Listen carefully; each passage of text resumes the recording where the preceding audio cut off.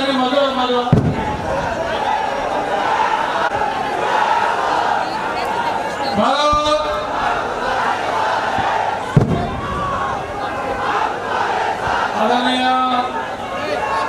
काही माणूस स्टेजवर मारू नका बस आपल्याला का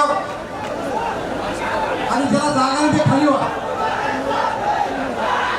खाली व्हा तुम्ही कोण आहे पोलीस वाले इकडचे कोण आहे जागा खाली व्हा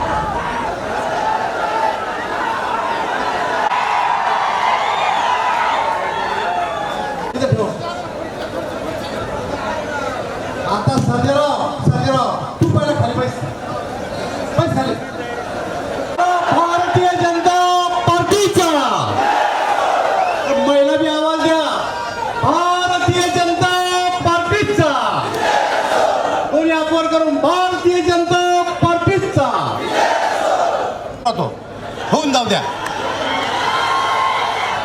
झालं का आता शांत प्लीज आम्ही ऐकलं ना तुमचं आता अरे सभेचं एवढे मोठे तुम्ही चांगले लोक जमले आता प्रदेश अध्यक्ष आले फक्त शांतता नाही का बंद करा एक तर खाली बसून घ्या राज्याचे प्रदेश अध्यक्ष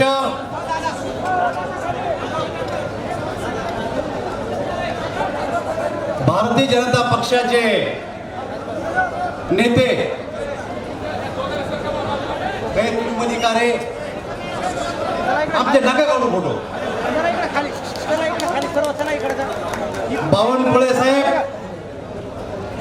यांचं स्वागत घनसावंगी तालुक्याचे विधानसभेचे प्रमुख श्री गाडगे सुनील हारदळ विलास खरात प्रदेशाचे अध्यक्ष चंद्रशेखरजी बावनकुळे साहेब यांचा या ठिकाणी सत्कार होत आहे.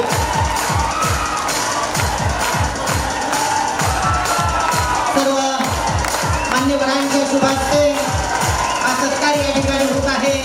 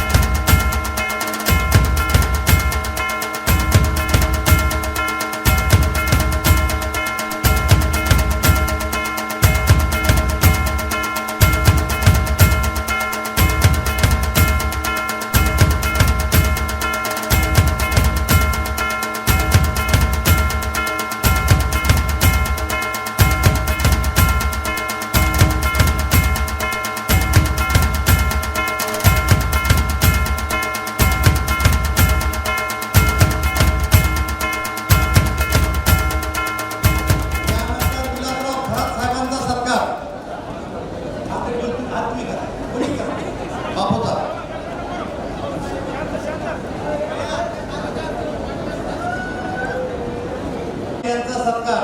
त्याला कोणी करा, नाव नाही घेत मी. देवीदास सत्कार नारायण तुम्ही करा.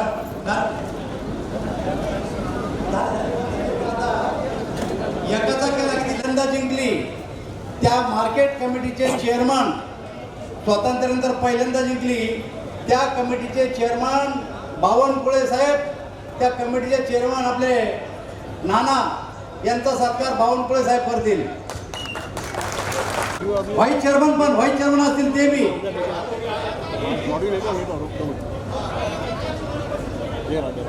तुम्ही आले का चेअरमन? अरे हा तो चेअरमन, तू चेअरमन झाला का?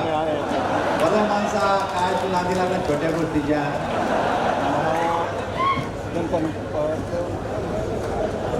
आपली आपली जागा घ्या. भाषण करणारे कोण कोण मी आता सांगतो, टाळ्या वाजू नका. सतीश घाटगे करतील, त्यांना वेळ 10 मिनिटाचा आहे. सुनील हरदड करीन, त्यांना तेवढाच वेळ आहे. 10 मिनिटं झाले की उठून उभा राहिले सांगतो पहिलंच. त्याच्यानंतर कोण बोलणार अजून? बावनकुळे साहेब आणि मी आणि बापू. बरोबर आहे, मान्य आहे सगळ्याला? कोण लोकांना मान्य इतके? मेघनाथ आहे राहिला. मेघनाथ एक महिला पाहिजे ना यार. 33% आरक्षण ह्या सगळ्या करता. मला टाळ्या वाजवलं 33%.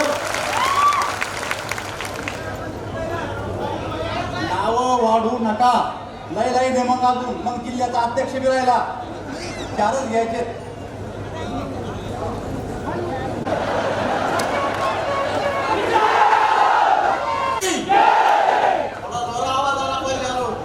भारत माता की भारतीय जनता पार्टीचा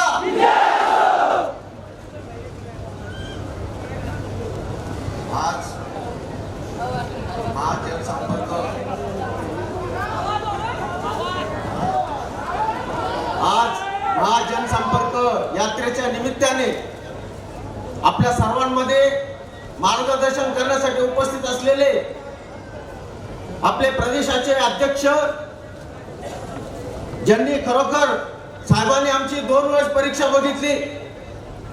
साहेब एकदा 1 वाजता आम्ही हजारो कार्यकर्ते घेऊन आपली वाट पाहत थांबलो होतो. साहेब म्हणे थांबू शकत नाही, पण आम्ही थांबलो होतो. आणि दुसऱ्यांदा आता परीक्षा अशी बघितली साहेबांनी. साहेब म्हणले घनसावंगीला मी सभा देणार आहे. पावसाचं वातावरण आहे, पेरण्याची गडबड होती, लोक येणं इतकं शक्य नव्हतं. आणि आता या राष्ट्रवादीच्या बालेकिल्ल्यात पावसाच्या सभा घेणं थोडं अवघड होतं. पण साहेब आम्ही तुमच्या ह्याही परीक्षेला उत्तीर्ण झालोय असं आम्हाला. कारण आम्हाला जिल्ह्यात मराठवाड्यात आमचे नेते दानवे साहेबांचा नेहमी त्या ठिकाणी पाठिंबा असतो. दादाच्या मार्गदर्शनाखाली जर आपण आम्ही दादाचे सर्वजण चेले शिष्य आहोत. दादा जर आतापर्यंत कधी फेल गेले नाही तर आम्ही पण कधी फेल जाणार नाही. त्यामुळे मंचावर उपस्थित सर्वांनी एकदा टाळ्या वाजवा की आपण जालना अशा रेल्वेचा जाळं निर्माण होतंय आणि राज्य शासनाने त्याच्यासाठी 3500 कोटी दिले आणि केंद्राने मला वाटतं त्या ठिकाणी 10,000 कोटी रुपये दिले असेल.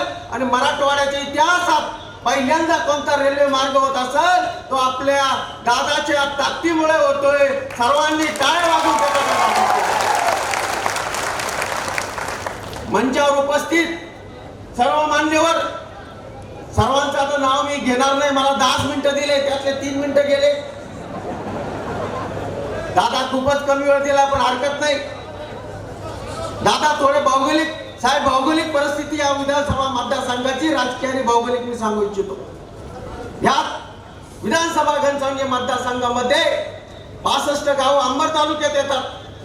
त्यातले 117 गाव घनसावंगी तालुक्यात येतात आणि बाकीचे गाव 42 गाव जालन्यात येतात. आणि लोकसभा मतदारसंघ परभणीत येतो. इतकी वाईट आमची हाल आहे साहेब या ठिकाणी. म्हणजे आम्ही कोणाकडे जावं हा प्रश्न आम्हाला प्रत्येक वेळेस पडतो. जालन्याच्या कार्यकर्त्याला बोलवलं गेलं तर आम्हाला त्यांच्याकडे जावं लागतं. अंबडच्या तालुक्यात गेलं तर तिथे आम्हाला अडचण येते.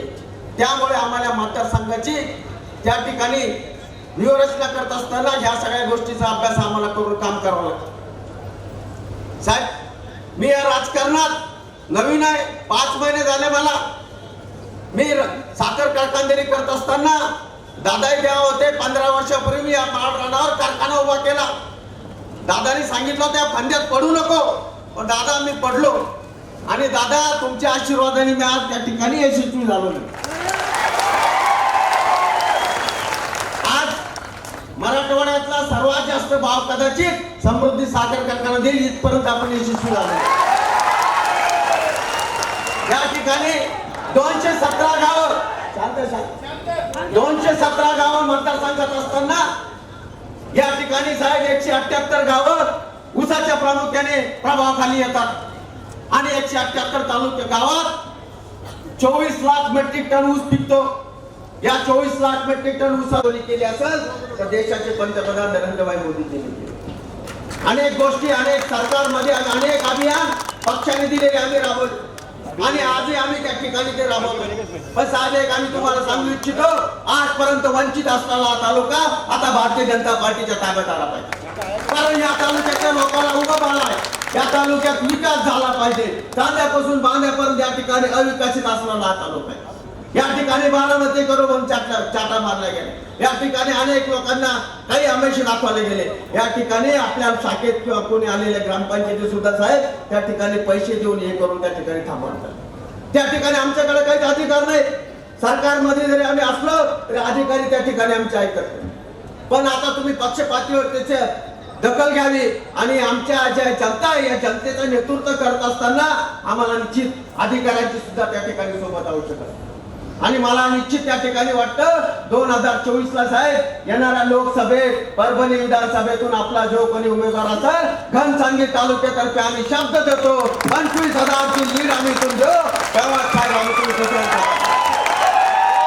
आणि हे 100% होणार आहे. मोदीजींना पंतप्रधान करण्यासाठी आम्ही रात्रीचे दिवस करू साहेब. पण तुम्हाला आम्ही आमच्या तालुक्यातला जो काय आम्ही काम करतोय ते कामाचा रिझल्ट आम्ही देऊ शकतो. साहेब मला बराचदा काल परवा तुम्ही आले पण मला येता आलं नाही आपल्या भेटीला, आपल्या स्वागताला येता आलं नाही. कारण साहेब मी या सभेच्या याच्यात व्यस्त होतो. त्यामुळे आम्ही ग्राउंडवर काम करणारे लोक आहोत, जनतेत जाऊन काम करणारे लोक आहोत. त्यामुळे आम्हाला आमचा आत्मविश्वास आहे की या ठिकाणी लोकसभेला कोणी राहू द्या आम्ही या ठिकाणी लोकसभेला 20 ते 25 हजाराच्या बहुमताने या ठिकाणी आणि घनसांगी तालुका ठरविल साहेब की खासदार त्या ठिकाणी किती मताने निवडून आणायचं. विधानसभेला अशीच परिस्थिती साहेब त्या ठिकाणी तुम्ही लक्ष घालणारच आम्हाला ते माहिती. हे सर्व सांगत असताना येणाऱ्या 24 ला आमचं ध्येय आणि लक्ष एकच आहे साहेब फक्त या ठिकाणी की नरेंद्रभाई मोदी पंतप्रधान झाले पाहिजे आणि आमचे दादा केंद्रात केंद्रीय मंत्री आता झाले पाहिजे. सॉरी कॅबिनेट मंत्री झाले पाहिजे. कारण आम्हाला राज्यमंत्री असताना जर 10,000 कोटी येत आहेत तर दादा जर कॅबिनेट मंत्री झाले तर आपल्या भागाला मराठवाड्याला किती पैसे येतील याचा विचार करू. मोदी 9च्या साहेब आम्ही सर्व या ठिकाणी योजना राबवल्या. याचं सविस्तर असं तुमच्या पुढे आम्ही सादरीकरण करू. पण परत एकदा मला थोडा वेळ दिलेला असल्यामुळे मी सर्व जनतेला तुम्ही या ठिकाणी आलात, प्रतिसाद दिलात आणि सर्वांचे मुख्य नेते आले, प्रदेशाचे अध्यक्ष आले, आमदार खासदार आले. आम्हाला अतिशय त्या ठिकाणी आनंद झाला आणि आमचा उत्साह सुद्धा त्या ठिकाणी खूप वाढलेला आहे. आता त्या ठिकाणी जास्त वेळ नाही घेता मी थांबतो आणि जय हिंद.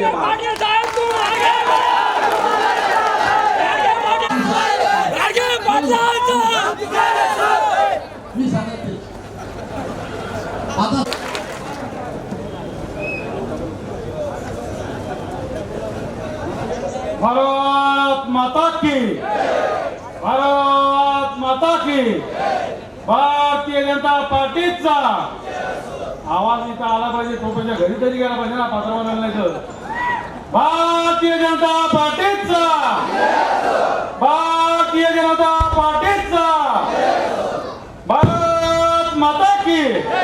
नरेंद्र भाई मोदी तुम आगे बढ़ो, देवेंद्र फडणवीस आगे बढ़ो. अरे आवाज आला पाहिजे, आवाज. बावनकुळे साहेब तुम आगे बढ़ो. आज या ठिकाणी मोदी ॲट-9 महाजनसंपर्क अभियानाच्या पार्श्वभूमीवर आयोजित या विराट सभेला संबोधित करण्यासाठी आलेले या प्रदेशाचे अध्यक्ष माननीय आमदार चंद्रशेखरजी बावनकुळे साहेब, या सभेला आवर्जून संबोधित करण्यासाठी आलेले आमचे नेते केंद्रीय राज्यमंत्री आदरणीय रावसाहेब पाटील दानवेदादा, व्यासपीठावरील सर्वच सन्माननीय या परभणी लोकसभेच्या संयोजक आमदार मेघनाताई बोर्डीकर, या विधानसभा मतदारसंघाचे संयोजक माजी आमदार विलास बापू खरात, या व्यासपीठावरील उपस्थित प्रदेशाचे अध्यक्ष युवा मोर्चाचे राहुल भैया लोणीकर, आमचे जिल्हाध्यक्ष आमचे मित्र संतोष भाऊ दानवे आणि सन्माननीय व्यासपीठ प्रदेशाचे पदाधिकारी पण आहेत, परंतु वेळ कमी असल्यामुळं सर्वांची मी माफी मागतो. आपण सर्व आदरणीय आहात आणि या ठिकाणी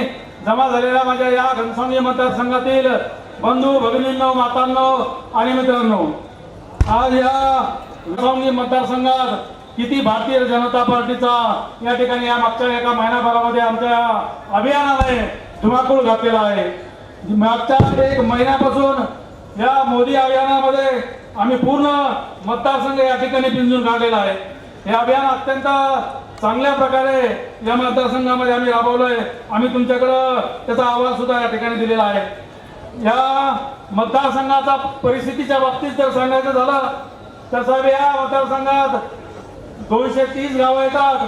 या गावापैकी गोदाकाठची जी गावं आहेत, या गोदाकाठच्या गावाला, त्यात माझं सुद्धा गाव राजापेठी आहे, या गोदाकाठच्या गावाला भरपूर पाणी आहे.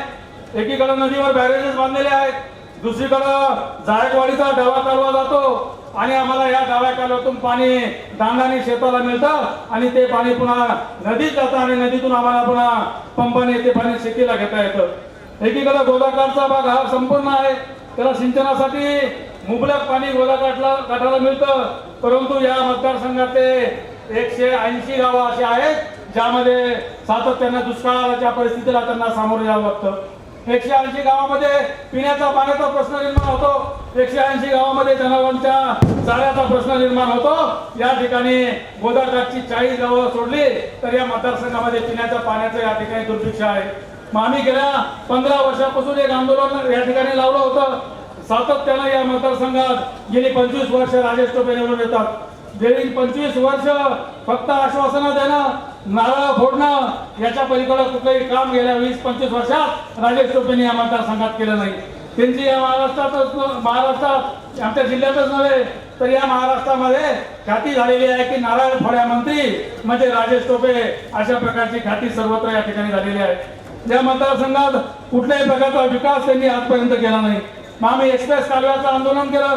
साहेब, आम्ही जायकवाडीच्या डाव्या कालव्यापासून गोदावरी नदीपासून दुधना नदीपर्यंत, एकीकडे गोदावरीचा नदीचा पट्टा आमच्या मतदारसंघात येतो तर दुसरीकडे विरेगावच्या भागामध्ये दुधना नदी वाहते आणि त्याच्या पलीकडे कल्याणी नदी वाहते. आम्ही एक्सप्रेस कालव्याचा मुद्दा उचलला आणि हा एक्सप्रेस कालवा जर झाला तर गोदाकाठ सारखे माझ्या या घनसावंगी मतदारसंघात ते चिंचोली सर्कल असेल, पाडळगाव सर्कल असेल, विरेगाव सर्कल असेल, बाटेपुरी सर्कल असेल, बच्चीनाथ चिंचोली असेल, घनसावंगी असेल, गुरु पिंपरी असेल, या सर्कलच्या शेतकऱ्यांना या एक्सप्रेस कालव्याचा फायदा होईल. या सर्कलमधील सर्व साठवण तलाव भरतील, छोटी एमआर टँक भरतील आणि माझ्या या शेतकऱ्याला पाणी मिळेल आणि या 180 गावातला शेतकरी समृद्ध होईल. अशा प्रकारचं आंदोलन गेली 15 वर्ष आम्ही या ठिकाणी करत होतो.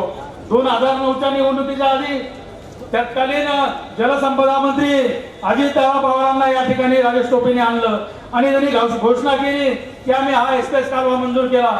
गोदावरी नदीपासून दुधनापर्यंतचा कालवा मंजूर केल्याची खोटी घोषणा केली, परंतु आजपर्यंत 2009 नंतर साधा सर्वे सुद्धा त्यामध्ये झालेला नव्हता. एक्सप्रेस कालवा झाला तर माझा हा उर्वरित मतदारसंघ सुखी होईल, परंतु यांना राजेश टोपेंना ते करायचं नव्हतं. मग आम्ही पुन्हा आंदोलनं केली आणि आता मागच्या सभेमध्ये आदरणीय खासदार अनिल बोंडे साहेबांनी सांगितलं की या राज्याची एक योजना मोठी या ठिकाणी मंजूर झालेली आहे. मराठवाडा वॉटर ग्रीड या ठिकाणी 40,000 कोटीची योजना मंजूर झाली. या योजनेमध्ये आपल्याला या एक्सप्रेस कालव्याला घेता येईल अशा प्रकारचं त्यांनी सांगितलं आणि या ठिकाणी आमच्या शेतकऱ्यांची मागणी आता मार्गी लागणार असं या ठिकाणी दिसत आहे. म्हणून मला या ठिकाणी सांगायचं की हा एक्सप्रेस कालवा होणं अत्यंत महत्वाचा आहे. हा एक्सप्रेस कालवा होऊन त्या दुधना नदीवर आणि कल्याणी नदीवर बंधारे झाले पाहिजेत असं या ठिकाणी मला आवर्जून सांगायचं. आमची ही मागणी आहे साहेब आणि आम्ही ही मागणी घेऊन आपल्याकडं थोड्याच दिवसात येणार आहोत. या मतदारसंघामध्ये काम करत असताना खऱ्या अर्थानं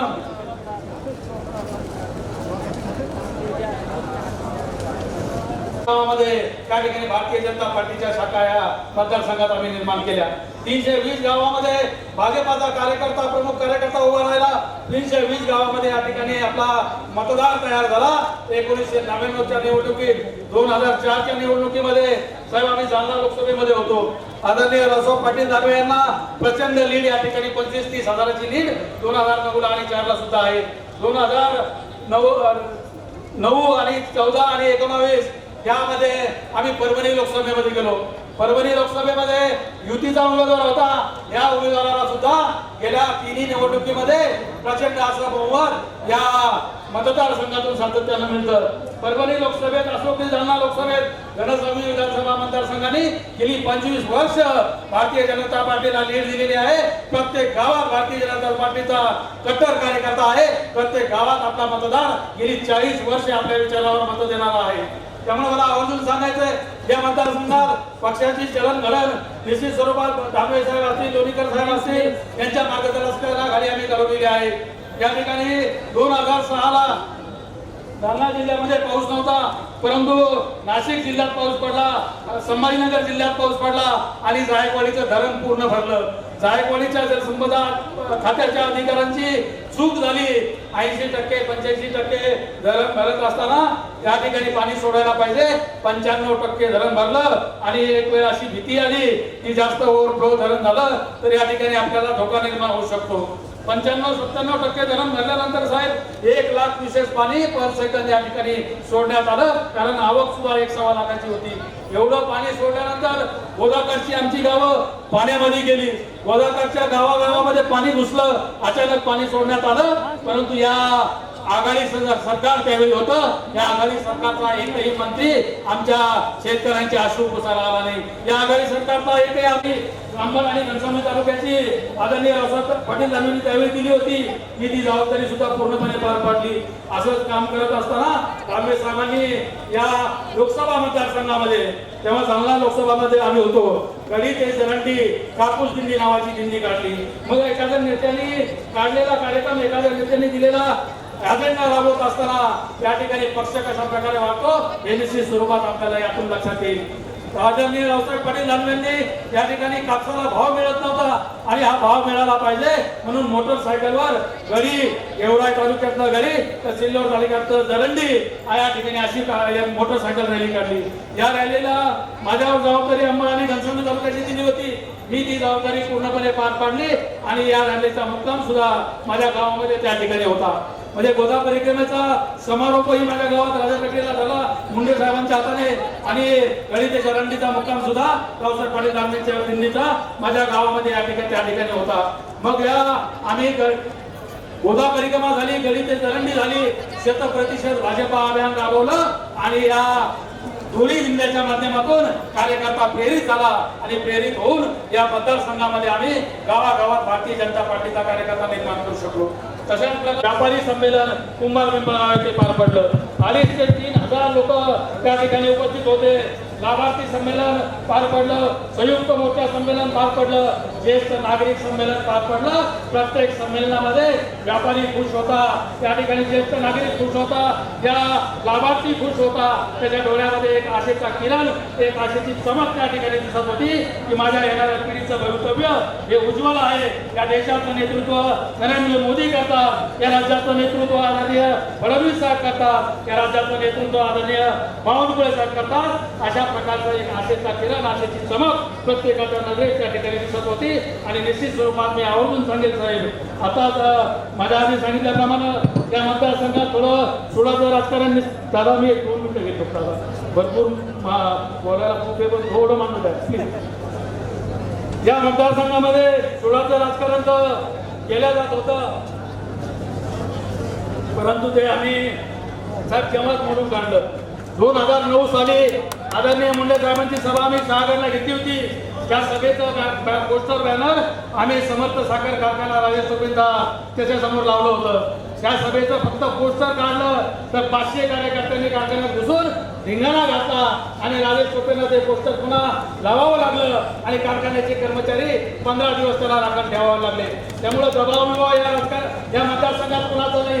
दबावाला आमच्या कार्यकर्ता या ठिकाणी घाबरत सुद्धा नाही. निश्चित स्वरूपात कुठलाही दबाव या मतदारसंघामध्ये आताच नाही. थांबा. या मतदारसंघामध्ये साहेब कसलाही दबाव या ठिकाणी नाहीये. आम्ही दबावाला घाबरत नाही या मतदारसंघातला कार्यकर्ता. आणि निश्चित स्वरूपात आम्ही गावागावात पक्ष उभारणी केली आणि कार्यकर्त्यांना सांगितलं की आता घाबरायचं नाही. या मतदारसंघाचा ऊसाच्या प्रश्नाबाबत सांगतो साहेब, गोदाकाठची 30-35 गावं ज्या ठिकाणी मोठ्या प्रमाणावर ऊस आहे आणि उर्वरित 10 आपल्याकडे प्रवेश केलेले सतीशराव घाटगेंचा आहे.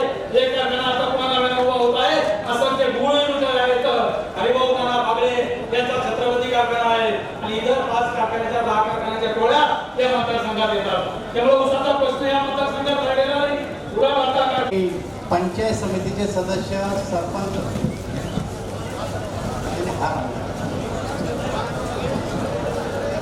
हा नाही गर्दी काय आपले बाजूला ठिकाणी जास्त जण येऊ नका. पाथरवाला येथील सर्व प्रमुख कार्यकर्ते आज साहेबांचा जाहीर सत्कार करत आहेत. पाथरवाला येथील ज्या पाथरवाला गावामध्ये कधी कोणत्याही सोसायटी ग्रामपंचायतला पॅनल हीच पाथरवाला जे जिथं बिनविरोध आजपर्यंत सर्व होत होतं. गावातून कोणी लोक निघत नव्हते. पण साहेब आजची अशी परिस्थिती आहे की आपण 60% त्या ठिकाणी आणि सर्व तरुण आपल्या बरोबर त्या ठिकाणी आणि प्राकृतिक स्वरूपात आपण तो सत्कार केलेला आहे. आता प्रवेश जे आहेत त्यांचे प्रवेश जे करणार नाव वाचणार त्यांनी इकडे यायचं तात्काळ.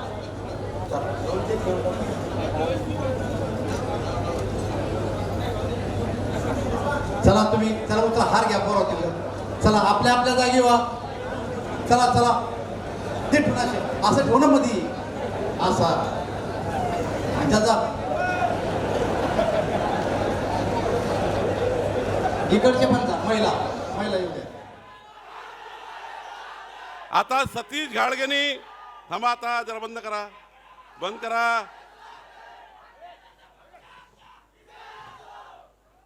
अरे बस झाला आता. सतीश घाडगेंनी भाषणात सांगितलं, अर्धरणी भाषणात सांगितलं की आम्ही ही सभा करून तुमच्या परीक्षेत उत्तीर्ण झालो आहे. पण सतीश विधानसभा निवडणूक प्रमुख म्हणून जोपर्यंत या विधानसभेचा आमदार भाजपा शिवसेना युतीचा निवडून येत नाही तोपर्यंत तुम्ही परीक्षा पास होत. आणि ज्या पद्धतीने तुम्ही या ठिकाणी ज्या उत्साहाने आल्यात, मला 100% माहिती आहे की परभणीचा लोकसभेचा खासदार मोदीजींच्या नेतृत्वामध्ये आणि देवेंद्रजी एकनाथजीच्या नेतृत्वामध्ये घनसावंगीचा आमदार हा भाजपा सेनेचाच निवडून आल्याशिवाय राहणार नाही. बंधू भगिनींनो, आपण बघितलं, आपण कमळाला 1 मत दिलं 2014 मध्ये. माननीय मोदीजींच्या नेतृत्वामध्ये या ठिकाणी रावसाहेब दानवेजी आपले मंत्री आहेत. 2019 मध्ये कमळाचं मत दिलं आणि माननीय मोदीजींनी राजकारणाची भाषा बदलून टाकली. 60 वर्ष काँग्रेस पार्टीने सरकार चालवलं. स्वातंत्र्यानंतर काँग्रेस पार्टीने 60 वर्ष सरकार चालवलं. या मताचं राजकारण काय होतं? सत्तेपासून पैसा आणि पैशापासून सत्ता. काँग्रेस पार्टीने कधी विकासाचं राजकारण केलं नाही. सरकार आले का सत्तेपासून पैसा कमवायचा आणि पैशापासून सत्ता आणायची.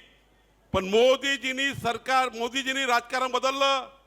मोदीजींनी सांगितलं, जनतेचं एक जरी मतदान असेल, तुम्ही त्याला मतदान म्हणता, पण नेत्यांनी ज्यांनी मतं घेतले त्यांनी ते मताचं कर्ज समजलं पाहिजे आणि मतदान हे मताचं कर्ज म्हणून 5 वर्ष इमानदारीनं जनतेची सेवा करून मतदान हे मताचं कर्ज म्हणून व्याजासहित परत केलं पाहिजे. ही राजकारणाची भाषा मोदीजींनी आणली आणि म्हणून 9 वर्ष आपण काय करतोय तर जनतेने दिलेल्या मताचं उत्तरदायी आपण आहोत. जनतेने दिलेल्या मताचं काय झालं, 5 वर्षामध्ये केंद्र सरकारमधनं काय काय मोदीजींनी केलं, या संपूर्ण 175च्या वर मी काल वाचल्या. या देशाच्या 148 कोटी लोकांकरता, महाराष्ट्रातल्या 13 कोटी लोकांकरता 176च्या वर योजना मोदीजींच्या नेतृत्वामध्ये सुरू झाल्या. समृद्ध भारताची संकल्पना आली. समृद्ध भारत, बलशाली भारत, आत्मनिर्भर भारत आणि समाजाच्या शेवटच्या गरीब माणसाचं कल्याण हे मोदीजींनी एक मतातनं करून दाखवलं. आणि मोदीजींनी परवा बघितलं असाल आपण, आज बघा 150 देशांनी, तुम्ही मी नाही, या विश्वातल्या जगातल्या 150 देशांनी जगातला सर्वोत्तम नेता म्हणून कोण तर माननीय प्रधानमंत्री मोदीजी हे जगातले सर्वोत्तम नेते आहेत. आणि एवढंच नाही तर या ठिकाणी खऱ्या अर्थाने मोदीजींच्या नेतृत्वामध्ये ज्या इंग्रजांनी 150 वर्ष आपल्यावर राज्य केलं, ज्या इंग्रजांनी 150 वर्ष आपल्यावर राज्य केलं, ते इंग्रज जगाच्या पाठीवर 5व्या क्रमांकावर होते. तुमचं एक कमळाचं मत बघा काय परिवर्तन करून गेलं. एक कमळाचं मत मोदीजींनी घेतलं, आता इंग्रज 5व्या क्रमांकावर नाही आहे, भारत देश 5व्या क्रमांकावर आला आहे. भारत देश 5व्या क्रमांकावर आला. खरं तर एक दिवस सुट्टी घेतली नाही. मला कोणीतरी एक व्यक्ती या देशातला सांगा, 9 वर्षामध्ये माननीय प्रधानमंत्री मोदीजींनी कधी एक दिवस सुट्टी घेतली? 18 तास या देशाकरता आपल्या सर्वांकरता त्यांनी दिले. आणि एवढंच नाही, आपण बघा एखादा आपल्या घरचा कोणी मृत्यू होतो, जेव्हा मोदीजींच्या आईचा मृत्यू झाला त्या दिवशीचा दिवस आपल्या सर्वांच्या जीवनामध्ये तर शिकण्यालायक आहे. मोदीजींची आई जेव्हा गेली तेव्हा सकाळी 10 वाजता 8 ते 10 या 2 तासामध्ये मोदीजींनी आपल्या आईचे सर्व संस्कार आटपून 11 वाजता पुन्हा प्रधानमंत्री म्हणून या देशाला सेवा करण्याकरता ते आलेत. खऱ्या अर्थाने आपल्या सर्वांना गर्व वाटावा एवढं मोठं नेतृत्व आपल्याला मिळालं. आज जगातले सारे देश मोदीजींना आपला नेता मानताय. आपण बघा या ठिकाणी एवढे सोबत का बसू शकतोय, 30,000 लोक या ठिकाणी का बसू शकतोय, जवळजवळ 4-4 इंची अंतरावर बसलो आहे. याचं एकच कारण आहे, कोरोना सारख्या रोगामध्ये मोदीजींनी 16,000 रुपयाच्या 2 लसी मोफत तुम्हाला तुमच्या घरी आणून तुम्हाला दिल्या नसत्या तर तुमचा माझा जीव कधीच वाचला नसता. तुमच्या माझ्या जीवाची त्या ठिकाणी आज जे चिंता केली असेल, तुमचा माझा जीव वाचला असेल, तुमच्या माझ्या परिवाराचा जीव वाचला असेल, याचं एकमेव कारण आहे, त्या व्यक्तीचं नाव आहे प्रधानमंत्री नरेंद्र मोदीजी. एक पैसा न घेता या महाराष्ट्रातल्या उद्धव ठाकरे सरकारने आम्ही लसी देणार नाही असं म्हटलं होतं. महाराष्ट्राच्या सरकारने लसी देणार नाही असं म्हटलं, पण मोदीजींनी म्हटलं तुम्ही देणार नाही, पण या देशाचा पंतप्रधान म्हणून मी 1ही रुपया न घेता घनसावंगी असो की देशातल्या सर्व लोकांना लसी देण्याचं काम करील. आज मला अभिमान आहे. एक कमळाचं मत बघा, 80 कोटी लोकांना अन्न मिळत आहे. तुम्हाला रेशनमधून अन्न मिळतं का नाही 3 वर्षापासून? जरा जोरात सांगा. 80 कोटी लोकांना अन्न, 11.88 कोटी लोकांना नळ योजनेची जोडणी मिळत आहे. आज जलजीवन मिशन जे या घनसावंगी मतदारसंघात सुरू आहे हे मोदीजींनी पाठवलेलं आहे. पंतप्रधान आवास योजनेचे 3 कोटी घरं, स्वच्छ भारत अभियानातले 11.72 कोटी शौचालय, 34.45 लक्ष फुटपाथ व्यावसायिकांना कर्ज, मुद्रा योजनेतनं 39.65 कोटी लोकांना कर्ज, सौभाग्य योजनेतनं 2.88 कोटींना घराला वीज, उज्ज्वला योजनेचे 9.6 कोटी गॅस कनेक्शन, PM किसान मध्ये शेतकऱ्याच्या अकाउंटमध्ये 6,000 मोदीजी पाठवतात आहे. आणि एकनाथजी देवेंद्रजींनी सुद्धा 6,000 रुपये त्याच्यामध्ये टाकले. 12,000 रुपये शेतकऱ्यांना देण्याचं काम एक कमळाच्या मताने झालं आहे. बंधू भगिनींनो, मातृवंदन योजनेकरता 3.3 कोटी. ट्रिपल तलाक पासून आपण बघितलं, शेकडो मुस्लिम महिला. काल मला जब्बार शाह नावाचा एक गेवराई मधला एक कार्यकर्ता, त्यांनी काय म्हटलं, आमच्या मुस्लिम महिलांना 3 तलाक म्हणून सोडवण्याचं काम माननीय प्रधानमंत्री मोदीजींनी केलं. एक काँग्रेसचा नेता जब्बार शेख यांना भेटला. त्यांनी जब्बार शेखला काय विचारलं, जब्बारजी कुछ लोग, त्यांनी काय म्हटलं जब्बारला, त्यांनी म्हटलं जब्बारजी मोदी जी ने कहा था अच्छे दिन कब आएंगे, अच्छे दिन आने वाले हैं. जब्बारला विचारलं अच्छे दिन कब आएंगे. जब्बार सारख्या मुस्लिम एक नेत्यांनी त्यांचं उत्तर दिलं. त्यांनी काय म्हटलं, मोदी जी अच्छे दिन कब आए, तो मोदी जी ने इस देश के सभी लुच्चे लफंगे को और भ्रष्टाचारियों को इस देश से निकाल दिया. ये अच्छे ही दिन आए हैं. ये लुच्चे लफंगे भ्रष्टाचार करके इस देश को लूट रहे थे, इनको हटाना, यही हमारे अच्छे दिन है. एक मुस्लिम कार्यकर्ता त्या काँग्रेसच्या नेत्याच्या विरुद्ध बोलला. आज त्या ठिकाणी मला 2-3 बाबी मानायच्या आहे. रावसाहेब बोलणार आहेत. आज शिंदे फडणवीस सरकारच्या माध्यमातून बघा, शिंदे फडणवीस सरकार आलं आणि सरकार आल्याबरोबर या महाराष्ट्रातलं सर्वात पहिला निर्णय जर काही झाला असेल तर उद्धव ठाकरे सरकारने ओबीसीचं आरक्षण काढलं होतं. ओबीसींना आरक्षण मिळवून देण्याचं काम कुणी केलं, तर शिंदे फडणवीस सरकारने करून दाखवलं. विदर्भ मराठवाड्याचं वैधानिक मंडळ उद्धव ठाकरे सरकारने काढलं. विदर्भ आणि मराठवाड्याच्या उर्वरित महाराष्ट्राच्या विकासाचं जे अत्यंत महत्त्वाचं मंडळ होतं, ज्याचा विकास मराठवाड्याचा वॉटर गेट, मराठवाड्यामध्ये किती सिंचन असलं पाहिजे, किती रस्ते असले पाहिजे, शेतकऱ्याचे रस्ते, शेतमजुराकरता काय केलं पाहिजे, महिला बचत गटाकरता काय झालं पाहिजे, महिलांच्या कोऑपरेटिव्ह सोसायट्या उघडल्या गेल्या पाहिजे, यांचा अभ्यास कोण करतं, तर मराठवाडा वैधानिक विकास मंडळ करतं. या मराठवाडा वैधानिक विकास मंडळाला रद्द करण्याचं काम अजित पवार आणि उद्धव ठाकरे सरकारने केलं. पण माननीय एक मर्द मराठा एकनाथ शिंदे सारखा नेता मुख्यमंत्री झाला, देवेंद्रजी सारखे अष्टपैलू कर्तृत्वाचा नेता उपमुख्यमंत्री झालेत. दोनही देवेंद्रजी एकनाथजीची गाडी निघाली, सुपरफास्ट गाडी निघाली, वंदे भारत एक्सप्रेस निघाली आणि या वंदे भारत एक्सप्रेसनी मराठवाडा वैधानिक विकास मंडळाला पुन्हा मान्यता दिली आणि मराठवाड्याचा विकास करण्याची योजना पुन्हा सुरू झाली. खऱ्या अर्थाने कधी आपण विचार केला का, या घनसावंगी मतदारसंघात सतीश 1 रुपयामध्ये आता शेतकऱ्यांना पीक विमा योजना मिळणार आहे. 1 रुपयामध्ये आता शेतकऱ्यांना पैसे भरावे लागणार नाही. तुमच्या शेतीचं जे काही नुकसान झालं 1 रुपयामध्ये एक फॉर्म भरायचा आणि 1 रुपया द्यायचा, आणि शेतकऱ्याचं नुकसान झालं तर विमा कंपनीचे संपूर्ण पैसे सरकार भरणार आहे. या ठिकाणी महिला बसलेल्या आहेत. काल 22 लक्ष लोक पंढरपूरला गेले, तसेच 35 लक्ष लोक गेले होते. विठुरामाचा गजर करत करत, विठुरामाचा गजर करत करत करत रावसाहेब काल पंढरपूरला 35 लक्ष होते, त्यातल्या 20 लाख महिला होत्या. त्या 20 लाख महिलांमध्ये सर्वांना अर्ध्या तिकीटमध्ये आता पंढरपूरला जाता येतं. 50% पैशामध्ये देवेंद्रजी आणि एकनाथजीच्या सरकारने महिलांना 50% तिकीट दिली. आज या ठिकाणी 4 कोटी महिलांना आरोग्य तपासणी करण्याचा निर्णय सरकारने घेतला. महाराष्ट्रातली यानंतर कुठली मुलगी जन्म झाला, कुणाच्याही घरी जन्म झाला तर सरकार 18 वर्ष होतपर्यंत त्या मुलीला 1 लाख रुपये देणार आहे. 1 लाख देऊन लेक लाडली योजना एकदा देवेंद्र फडणवीस एकनाथ शिंदे सरकार करता जोरात टाळ्या वाजून स्वागत केलं पाहिजे. 1 लाख रुपयामध्ये 1 लाख रुपये मिळणार आहे.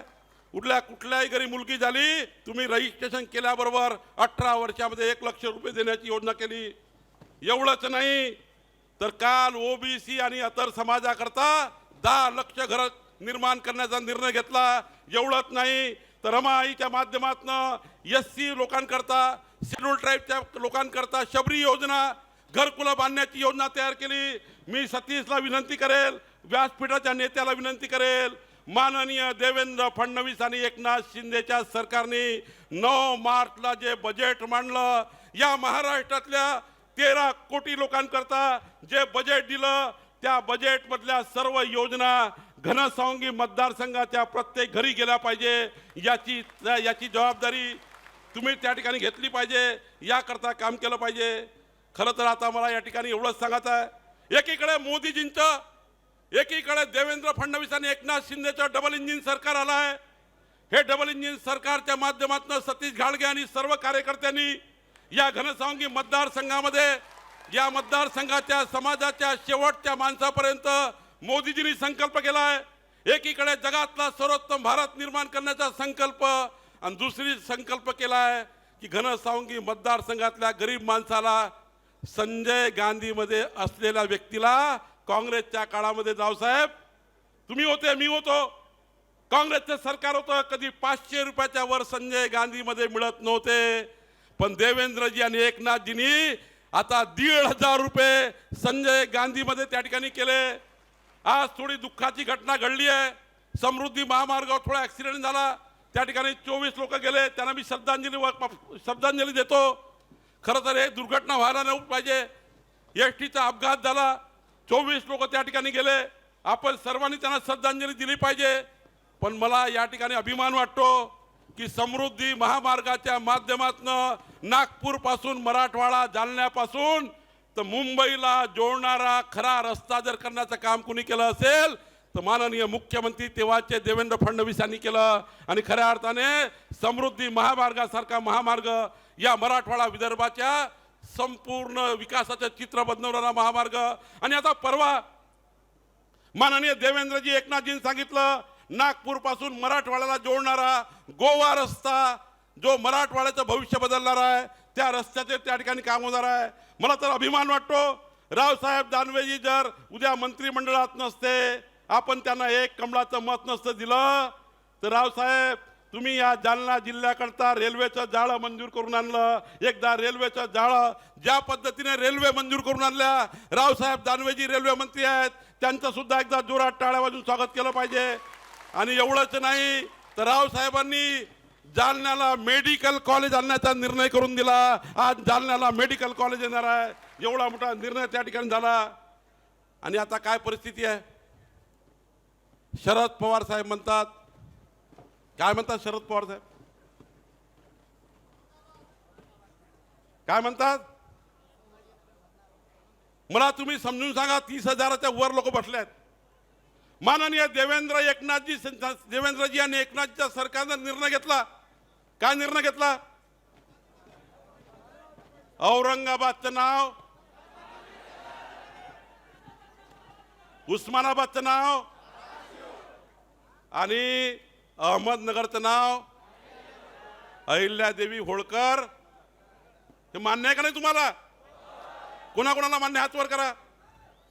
सर्वांना मान्य आहे. आता शरद पवार साहेब काय म्हणतात, मी कधीही औरंगाबादला संभाजीनगर म्हणणार, काय म्हणेल? आता काय करायचं याचं? आता काय करायचं? आता काय करायचं? खाली मुंडक. 2024 मध्ये असा करंट द्या, 440 व्होल्टचा करंट तुमच्या जो मशीन मध्ये लागतं, मशीन मधून अशी जोराने बटन दाबायची की पवार साहेबांना 440 व्होल्टचा करंट लागला पाहिजे, इतक्या जोराने बटन दाबायचे. मला कळत नाही, शरद पवार साहेबांनी 3 दिवस महानाट्य केलं, राष्ट्रवादी काँग्रेसचं महानाट्य झालं, घरगुती वगनाट्य झालं. त्या नाट्यामध्ये शरद पवार साहेबांनी काय केलं, पार्टीची भाकरी फिरवायची आहे म्हणले. काय म्हणे, काय म्हणले सांगा ना, काय म्हणले? तुम्हाला जरा हुशार लोक आहेत घनसावंगीचे. भाकरी फिरवायची म्हणजे काय फिरवायची? आमच्या आईला माहिती आहे इथं बसलेल्या, भाकरी फिरवायची म्हणले. काय फिरवली का भाकरी? 84 वर्ष वय झाल्यावरही त्यांना आपल्या पार्टीचा अध्यक्ष ठरवता आला नाही, अध्यक्ष ठरवता आला नाही. शेवटी काय निर्णय घेतला, या वयातही मीच अध्यक्ष राहील. आणि अजित पवार साहेब काय बोलले, काय बोलले अजित पवार साहेब? किमान मला संघटनेचं एक छोटंसं पद द्यावं. काय म्हटलं अजित पवार साहेब? मला संघटनेचं एक छोटंसं पद द्या, मी संघटनेत काम करतो. ही राष्ट्रवादी काँग्रेस आहे. भारतीय जनता पार्टी कशी आहे? मी 1992 मध्ये भारतीय जनता पार्टीचा कार्यकर्ता म्हणून शेवटच्या लाईनमध्ये बसणारा कार्यकर्ता होतो, खाली बसणारा कार्यकर्ता होतो.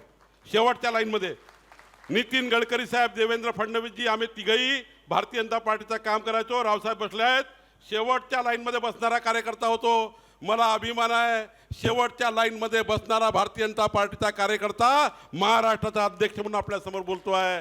ही भारतीय जनता पार्टी आहे. ही भारतीय जनता पार्टी आहे. राष्ट्रवादी काँग्रेसमध्ये आमदारच्या पोटातनं आमदार तयार होतात, खासदारच्या पोटातनं खासदार होतात. पण आपल्या पार्टीमध्ये कर्तृत्ववान कार्यकर्ता असेल तर त्याला कोणी थांबवू शकत नाही. त्यामुळे सती चिंता करू नको, कर्तृत्वानं काम करा, काही काळजी करायची गरज नाही आहे. आपल्या पार्टीमध्ये जो काम करेल, आपल्या पार्टीमध्ये जो काम करेल, रावसाहेब बघा, रावसाहेबांनी पूर्ण आयुष्य आपलं, त्यांच्या 45 वर्ष आयुष्य बूथवर काम करता करता केंद्रामध्ये मंत्री, आज बघा रावसाहेबांसारखं जीवन आहे. त्यामुळे या पक्षामध्ये काम करण्याला काही अडचण नाही आहे. आणि काल तर राष्ट्रवादी काँग्रेसमध्ये 3 बोर्ड लागले. कशाचे बोर्ड लागले? राष्ट्रवादी काँग्रेसने 3 मुख्यमंत्री जाहीर केले. पहिला मुख्यमंत्री कोण सांगा ना? पहिला मुख्यमंत्री कोण? सुप्रियाताई. दुसरे खालून सांगा, जरा तिकडले जरा मधले लोक जरा जोरदार आहे. अजित पवार. आणि तिसरे जयंत पाटील. यांना हे माहित आहे आम्ही कधी मुख्यमंत्री होऊ शकत नाही. जेव्हा एकनाथ शिंदे सारखा मर्द मराठा आणि देवेंद्रजी सारखा अष्टपैलू कर्तृत्वाचा धनी या महाराष्ट्राला मिळाला आहे, हे कधी मुख्यमंत्री होऊ शकत नाही. काल वारीमध्ये, पंढरपूरच्या वारीमध्ये काँग्रेस पार्टीने बोर्ड लावले. काय बोर्ड लावले? काँग्रेसमध्ये मुख्यमंत्री कोणाचा बोर्ड लावला? काँग्रेसमध्ये बोर्ड कोणाचा लागला? हा, नाना पटोले एक मुख्यमंत्री. दुसरे अशोकराव चव्हाण. आणि तिसरे बाळासाहेब थोरात. 3 मुख्यमंत्र्यांचे बोर्ड लावले. आणि उद्धव ठाकरे तुम्हाला माहित आहे,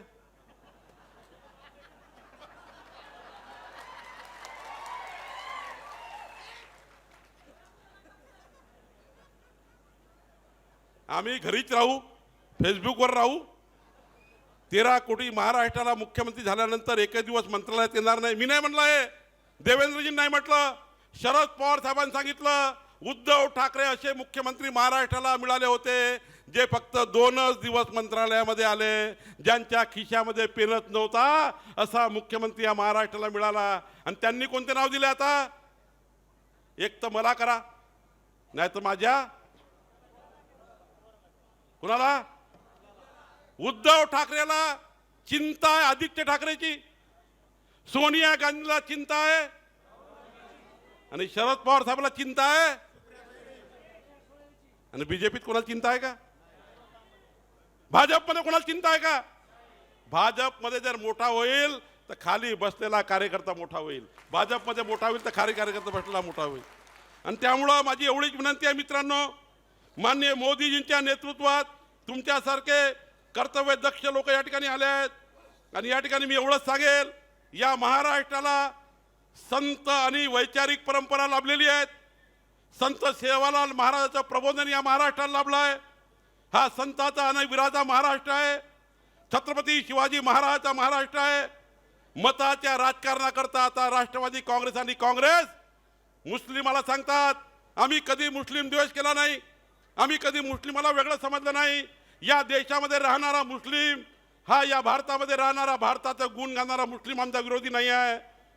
पण जो भारतात राहून पाकिस्तानचा झेंडा लावत असेल, पाकिस्तानचे फुगे उडवत असेल, त्याला आम्ही शोधून काढल्याशिवाय राहणार नाही. देवेंद्रजी, एकनाथजी त्याचा बंदोबस्त केल्याशिवाय राहणार नाही. त्यांचा आम्हाला विरोध आहे. हे काँग्रेसवाले सांगतात, राष्ट्रवादी काँग्रेसवाले मुस्लिमाला सांगतात, ये बीजेपी वाले आएंगे तो आपको कटवा देंगे, पाकिस्तान भिजवा देंगे.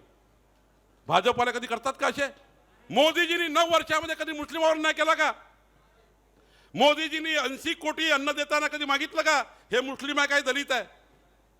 सर्वांना अन्न दिलं, सर्वांना कोरोनाची लस दिली, पण सांगतात की भाजपवाले तुम्हारे खिलाफ है, ये आपके खिलाफ है. आणि मागासवर्गीय समाजाला सांगतात, गरीब माणसाला सांगतात हे भाजपवाले आएंगे तो संविधान बदल डालेंगे. महामानव डॉक्टर बाबासाहेब आंबेडकरांचं संविधान कोणी बदलू शकतं का? पण सांगतात, जनतेला कन्फ्यूज करतात. माझी विनंती आपल्या सर्वांना आहे, धर्माचं जातीचं राजकारण करणारी काँग्रेस आणि राष्ट्रवादी काँग्रेस यांना आता यांची वज्रमूठ जे बांधली आहे ना, कोणती मूठ आहे? कोणती मूठ आहे? आता हे वज्रमूठ सैल झाली आहे. 3 तिघाडा आणि काम. खरं तर या लोकांना आता या घनसावंगी मतदारसंघातनं आता हद्दपार करण्याची वेळ आली की नाही आली आहे? आणि सतीश आणि हरदळ या सभेला पाहून, या बैठकीला पाहून तुम्ही खुश राहू नका. 60,000 घरी जा, 51% लढाई लढा. मी तुम्हाला दाव्याने सांगतो, महाविकास आघाडीची जमानत जप्त झाल्याशिवाय राहणार नाही. ही ताकद या ठिकाणी आली आहे, या ताकद या ठिकाणी आली आहे.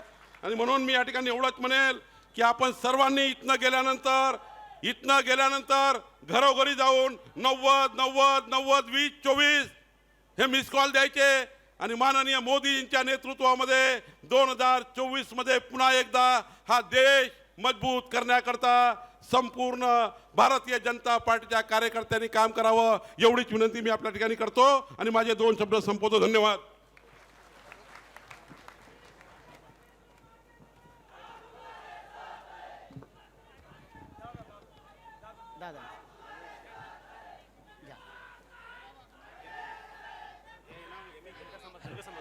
या ठिकाणी धनगर समाजाच्या वतीनं आपले लाडके प्रदेशाध्यक्ष चंद्रशेखरजी बावनकुळे साहेब यांचा या ठिकाणी सत्कार होत आहे.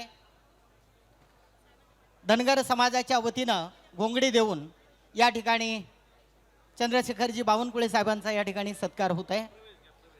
यानंतर लगेच प्रवेश होतील. मी त्यांची नावं वाचतो. विष्णू शिंदे, लक्ष्मण अंकुश गायकवाड, राम साळवे, अली मातार, आकाश शिंदे, अमोल शिंदे, विशाल शिंदे, विष्णू शिंदे, उद्धव सेना तालुका अध्यक्ष व त्यांचे सहकारी या ठिकाणी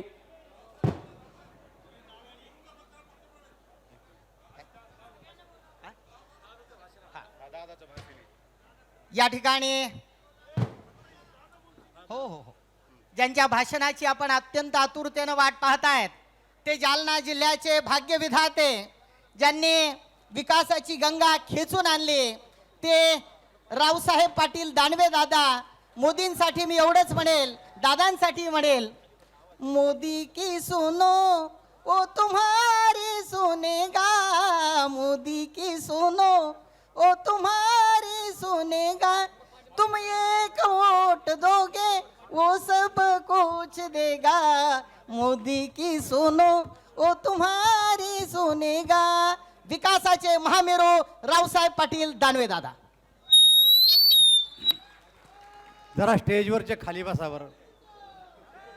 स्टेजवरचे खाली बसा, तेव्हा हे जाणारे खाली बसतील. बसले का? आजच्या कार्यक्रमाचे प्रमुख अतिथी भारतीय जनता पक्षाचे प्रदेशाचे अध्यक्ष चंद्रशेखर बावनकुळेजी, ज्यांचं नाव बावनकुळे साहेबांनी घेतलं, ते सारे मंचवर उपस्थित असलेले आमचे सर्व सहकारी आणि या कार्यक्रमाला उपस्थित असलेल्या घनसावंगी तालुक्यातील नागरिक बंधू आणि भगिनींनो,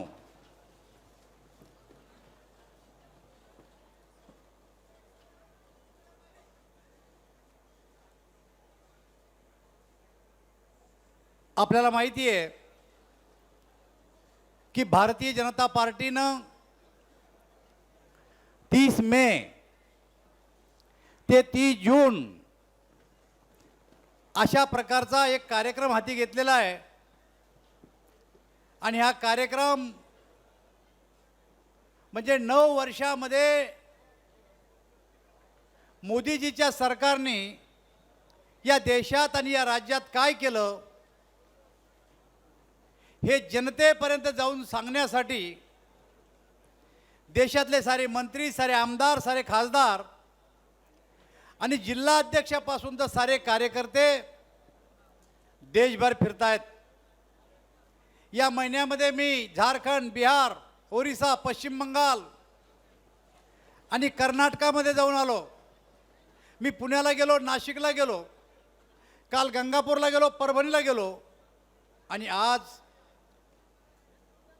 घनसावंगीला आहे. लोकांच्या बोलण्याहून, लोकांच्या वागण्याहून एक गोष्ट स्पष्ट झालेली आहे, ती सूर्यप्रकाशापेक्षा स्वच्छ आहे. काळ्या दगडावरची रेघ आहे आणि सूर्यप्रकाशापेक्षा स्वच्छ काळ्या दगडावरची रेष कोणाही भविष्यकाळाला विचारायची गरज नाही.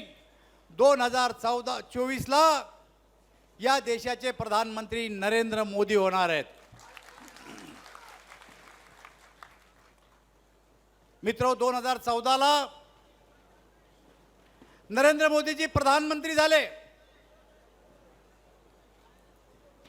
त्यांचं पहिलं लोकसभेतलं पहिल्या दिवसाचं भाषण, ज्या दिवशी मी लोकसभेमध्ये हजर होतो, त्यांनी सांगितलं की माझं सरकार हे गरिबासाठी समर्पित राहील. माझं सरकार शेतकऱ्यासाठी समर्पित राहील. माझं सरकार या देशातल्या दीनदुबळ्यासाठी समर्पित राहील. अशा प्रकारचं वचन दिलं आणि केवळ वचन नाही दिलं तर त्यासाठी गरीब कल्याणाचा एक अजेंडा तयार केला. या देशातला गरीब आपलं जीवन जगत असताना त्याला जी काही प्राथमिक गरज आहे ती गरज तो आपल्या पैशातून पूर्ण करू शकत नाही. ही गरज पूर्ण करण्यासाठी शासन काय मदत करेल याचा विचार सगळ्यात अगोदर त्यांनी केला आणि बघितलं की काय, तेव्हा त्यांच्या लक्षात आलं की या देशातल्या 40% लोकांनी बँकेचा दर्जा ओलांडला नाही, बँकेची पायरी चढली नाही, बँकेमध्ये त्यांचं अकाउंट नाही. आणि सगळ्यात पहिली योजना जर काय लागू केली असेल तर जनधन अकाउंट नावाची योजना काढली आणि ज्या 40% लोकांनी बँकेमध्ये खातं खोललं नव्हतं, बँकेला सांगितलं या गरीबाचे खाते खोला. गरीब आला तर बरं, नाही तर गरीबाच्या घरी जा आणि बँकेमध्ये खाते खोला. या देशातल्या 40 कोटी लोकांनी बँकेमध्ये खाते खोलले. त्यापैकी 20 कोटी महिला या देशातल्या त्यांनी खाते खोललेले आहेत. काही लोकांच्या मनात प्रश्न येईल की बँकेत खाते खोलले म्हणजे काय झालं. पण मित्र, बँकेत खाते खोलले, कोविडचा काळ आला, ज्या गरिबांना 5-5 हजार रुपयाची मदत करायची होती, मोदीजींनी दिल्लीहून 5,000 रुपये टाकले. हे सरळ गरिबाच्या खात्यामध्ये 5,000 रुपये आले. अतिवृष्टीचा पैसा असू द्या, दुष्काळाचा पैसा असू द्या, मोदीजीचे 6,000 रुपये असू द्या, कुठल्याही प्रकारचा सरकारचा निधी जर असेल तर आज गरिबाचं बँक अकाउंट असल्यामुळं गरिबाच्या खात्यामध्ये पैसे जातात. आणि आपल्याला माहिती आहे की या देशाचे प्रधानमंत्री एकेकाळी राजीव गांधी होते. ते राजीव गांधी म्हणायचे की मी 100 रुपये दिल्लीतून पाठवतो, फक्त 15 रुपये तुमच्या खिशात येतात, 85 रुपये आमचे चोट्टे खाऊन जातात. पण आज मोदीजी 100 रुपये दिल्लीतून टाकतात, 100चे 100 रुपये तुमच्या घरात पडतात. आपण खिशात मोबाईल ठेवतो, व्हायब्रेशनवर लावतो, कोणाचा फोन आला की खिसा थर्र करतो, तसे मोदीजींना पैसे टाकले रे की आपल्या खिशातलं पासबुक थर्र करायला लागतं. माणूस बँकेचा रस्ता जातो, अरे आले मोदीजीचे पैसे, आले देवेंद्रजी फडणवीसचे पैसे, आले एकनाथराव शिंदेचे पैसे. हा त्याच्यातला फायदा झाला. हे गरिबासाठी केलं. पण केवळ तेच काम नाही केलं, त्यांनी बघितलं की या देशामध्ये गरीब किती लोक आहेत, या गरिबाचं चाललंय काय. मी तुम्हाला घनसावंगीतल्या लोकांना प्रश्न विचारतो, या बैठकीमध्ये श्रीमंत कोण बसले, जरा वर हात करा. पैसा ज्याच्याजवळ आहे श्रीमंत कोण आहे, जरा वर हात करा. मागच्या बाजूला कोणी आहे, इकडच्या बाजूला आहे, नाहीये. या बैठकीमध्ये गरीब कोण बसले, वर हात करा. गरीब कोण कोण येतं, बावनकुळे साहेब पाहून घ्या. हे सारे गरीब बसलेत, गरीबाच्या हातवर आहे. या बैठकीत बावनकुळे सुद्धा गरीब आहे, पहा त्यांनी बी वर हात केला. हा देश गरीबाचा देश आहे. 2011 साली या देशामध्ये जनगणना झाली. 125 कोटी लोक या देशात, त्यापैकी 80 कोटी लोक हे दारिद्र्यरेषेखाली आहेत, दारिद्र्यरेषेचं जीवन जगतायत. मोदीजींना बघितलं की काय केलं पाहिजे. सगळ्यात पहिलं काम जर काय केलं असेल तर मी त्या काळामध्ये फूड अँड सिव्हिल खात्याचा मंत्री होतो केंद्रात. या देशातल्या लोकांना 2 रुपये किलो गहू आणि 3 रुपये किलो तांदूळ देण्याचं काम मोदीजीने केलं. मित्र, मी खात्याचा मंत्री होतो. 2 रुपये किलो गहू कोण्या राज्यात मिळत नाही, 3 रुपये किलो तांदूळ कोण्या राज्यात मिळत नाही. आम्ही गहू खरेदी केला 24 रुपये किलो आणि तुम्हाला त्याला 2 रुपये किलो. मोदीजींना 22 रुपये केंद्राच्या बजेटमधून तुमच्यासाठी टाकले. मोदीजींना तांदूळ खरेदी केला 40 रुपये किलो, तुमच्याकडून घेतले 3 रुपये. 37 रुपये मोदीजीने केंद्राच्या बजेटमधून टाकले. मी तुम्हाला प्रश्न विचारतो, राशन दुकानातून राशन कोण कोण उचलतं, जरा वर हात करून दाखवा आम्हाला. तुम्ही सगळे महिला उचलता की नाही राशन, सांगा. जर तुम्ही बी करा असलं तर प्रेसवाल्यावर जरा मागं बी करा. आमच्याकडेच काय लावून राहिले, जरा सामान्य लोकांकडे लावा. कोण कोण उचलतं गहू, जरा वर हात करा. ते बघा प्रेसमध्ये तिकडे बी कॅमेरा करा. हे गरीब लोक आहेत, हे 2 रुपये किलो गहू 3 रुपये किलो तांदूळ घेतात. हे गहू कोण देतं आपल्याला, जरा जोरात सांगा, कोण देतं, जरा जोरात, कोण देतं गहू आपल्याला. महिला जरा तुम्ही सांग, कोण देतं गहू. या देशाचे प्रधानमंत्री कोण देतंय. अरे तुमचा आवाज, बॅटऱ्या डाऊन झाल्या तुमच्या सगळ्याच्या. अरे कोण गहू देतं आपल्याला. मोदीजी गहू देतात, मोदीजी तांदूळ देतात. आणि केवळ एवढंच नाही, तर या देशामध्ये गरीब लोक आहेत, यांना घर नाहीये. प्रधानमंत्री आवास योजना काढली. या देशातल्या 11 कोटी लोकांना या देशाच्या प्रधानमंत्र्यांनी घरं दिलेत, गहू दिले, तांदूळ दिले, घरं दिलेत. आणि घरच नाही दिले तर या देशातल्या माता बहिणी, पुरुष आमचे रस्त्यावर शौचालयाला जातात. केंद्र सरकारने, मोदींनी प्रत्येक कुटुंबातल्या लोकांना 12,000 रुपये शौचालय बनवण्यासाठी दिले. आता मी तुम्हाला दुसरा प्रश्न विचारतो, बिना शौचालयाचं घर कोणाकोणाचं वर हात करून दाखवा. एक निघला पिवळा शर्ट, लवकर बांधून घे, तुम्ही तुला पैसे द्यायला लावतो. या बैठकीमध्ये 12,000 रुपयात घर शौचालय कोणाकोणा बांधलं, मोदीजीच्या जरा वर हात करून दाखवा. बघा रे बाबा प्रेसवाल्या, हो काय काय झालं तर मोदीजींना घर दिलं, मोदीजींना शौचालय दिलं. या देशाची प्रधानमंत्री इंदिरा गांधी 12 वर्ष राहिली, पण या महिलांचा कधी विचार केला नाही. मोदीजींनी विचार केला महिलांचा आणि बघितलं की आमच्या माता बहिणी शेतात जातात, पळखाटे आणतात, लाकडं आणतात, गौऱ्याही असतात आणि चुलीमध्ये घालतात आणि फुकणीना धूर फुकतात. फुकता फुकता डोळ्यात जातो, नाकात जातो, तोंडात जातो, फेफडे खराब होतात. या माता बहिणी आजारी पडतात. यांना धूरमुक्त चुली दिल्याशिवाय यांची बिमारी हटणार नाही. म्हणून उज्ज्वला गॅस योजना नावाची योजना यांनी सुरू केली आणि 100 रुपयामध्ये गरिबाला 9 कोटी लोकांना 100 रुपयामध्ये गॅसचं कनेक्शन दिलं. मी तुम्हाला विचारतो, महिलांना बसेल महिलांना, कोणाला गॅस आला 100 रुपयात, जरा वर हात करा बरं. 100 रुपयात गॅस कोणाला आला? मावशी तुम्ही उभं राहा, मावशी तुम्ही उभं राहा. अबाय मावशी, तुमची न मोदीजीची ओळख कधी झाली मावशी, मला सांगा जरा. कधी भेटले होते का मोदीजी तुम्हाला? भेटले होते का? ओळख आहे का? कोण्या आमदारात चिठ्ठी लागली का? कोण्या खासदारात चिठ्ठी लागली का? 80 कोटी गरिबातली ही माऊली, या माऊलीला 100 रुपयात गॅस मिळाला. पहा घनसावंगीवाल्या हो, ती किती आनंदात आहे पहा. टाळ्या वाजवा सगळे त्या माऊलीसाठी. अरे पूर्वी गॅस कोणाच्या घरात राहायचा? आमदार, खासदार, फौजदार, तहसीलदार. पण आज गॅस आमच्या एका गरीब कुटुंबात या देशाचे प्रधानमंत्री नरेंद्र मोदी यांनी नेला. पहा ज्यांना ज्यांना गॅस मिळाला, मी त्यांना विनंती करतो की उद्या घरी जा, शेजारच्या शेजारनी पाजारनी बोलून घ्या, बिन दुधाचा कवतनी चहा करा आणि सगळ्याला चहा पाजा. म्हणा मोदीजींना गॅस द्याला, मोदीजींना गॅस द्याला. सांगितलं पाहिजे की नाही सांगितलं पाहिजे? तुम्ही सांगा. सांगितलं पाहिजे. मला मोदीजींनी पश्चिम बंगालमध्ये झारग्राम जिल्ह्यामध्ये पाठवलं. मी त्या जिल्ह्यामध्ये गेलो. गॅस दिसल्याच्या नंतर मी त्या महिलेला विचारलं, ये क्या है? बोले भाऊ गैस चूल्हा है. तिकडे गैस सिलेंडर नहीं म्हणत, गैस चूल्हा है. बोला कब लाया? बोले 3 महीने हो गए. बोला कितने में लाया? बोले 100 रुपये में. मैंने बोला 1980 में मैंने मेरे घर में गैस लाया था, जब 5000 कीमत थी. लगभग 40 साल पूरे होने आए.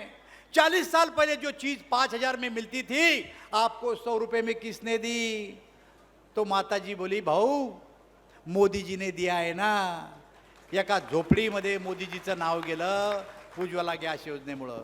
अरे तुम्हाला घर दिलं, तुम्हाला टॉयलेट दिलं, तुम्हाला गॅस दिला, आणि जर तुम्ही घर घेतलं असाल तर 1 बल्ब फ्रीमध्ये दिला त्या घर कुटुंबाला. अशा अनेक योजना घरातल्या कुटुंबासाठी काढल्यात. 80 कोटी लोकांना ह्या योजना देणं चालल्यात. असे प्रधानमंत्री, देशाचे प्रधानमंत्री आपल्या देशाला मिळाले. अरे कोविड आला, कोविडचा काळ आला. कोविडच्या काळामध्ये जग हादरून गेलं. आपल्याकडं कोविड नव्हता. कोविड कुठं होता? स्पेनमध्ये, ब्राझीलमध्ये, इटालीमध्ये, अमेरिकामध्ये, चायनामध्ये, रशियामध्ये आपल्याकडं कोविड नव्हता. पण कोविड नव्हता त्या काळात 6 महिने अगोदर मोदीजींनी एक मंत्रिमंडळाची टीम गठीत केली आणि सांगितलं ज्या देशात कोविड आहे त्या देशामध्ये तिथलं मंत्रिमंडळ, तिथलं सरकार काय करतं ध्यान ठेवा. जर आपल्याकडे आला तर आपल्याला सुद्धा अशाच उपाययोजना कराव्या लागतील. आणि म्हणून तिथल्या आमच्या मंत्र्यांनी लक्ष ठेवलं आणि म्हणता म्हणता कोविड आपल्याकडे आला. कोविड आल्याच्या नंतर तिथल्या सरकारनं उपाययोजना ज्या केल्या त्या आपल्या सरकारनं 6 महिने अगोदर करून ठेवल्या. बाहेरच्या देशातून गॅस आणला, मास्क उपलब्ध केले, पीपी किट उपलब्ध केले, दवाखाने उभे केलेत, त्या ठिकाणी साऱ्या व्यवस्था उभ्या केल्या.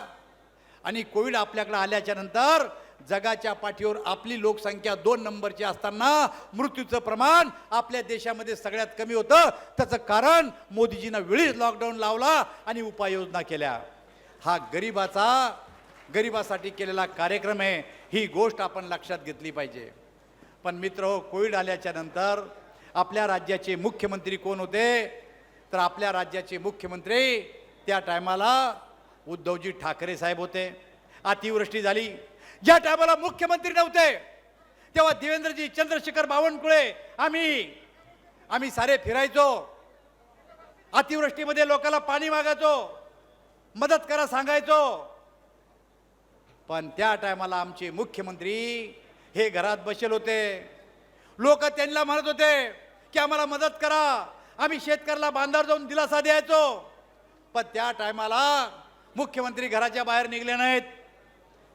आम्ही बोलल्याच्या नंतर घराच्या बाहेर निघलेत आणि निघल्याच्या नंतर गेले कुठं? तर गेले सोलापूरला. सोलापूरला गेल्याच्या नंतर तिथले शेतकरी आडवे झाले. त्यांनी सांगितलं अतिवृष्टी झाली, तुम्ही आम्हाला मदत करा. तर मुख्यमंत्री म्हणले माझं कुटुंब माझी जबाबदारी, माझ्या कुटुंबाशिवाय मी कोणाला सांभाळू शकत नाही. मग कुठं गेले? तर मग गेले धाराशिवला. धाराशिवला आल्याच्या नंतर तिथले लोक आडवे झालेत. त्यांनी सांगितलं आम्ही शिक्षक आहे, आमचे पगार बंद आहे, आम्ही कुटुंब कसं चालवायचं? तेव्हा त्यांनी सांगितलं माझं कुटुंब माझी जबाबदारी.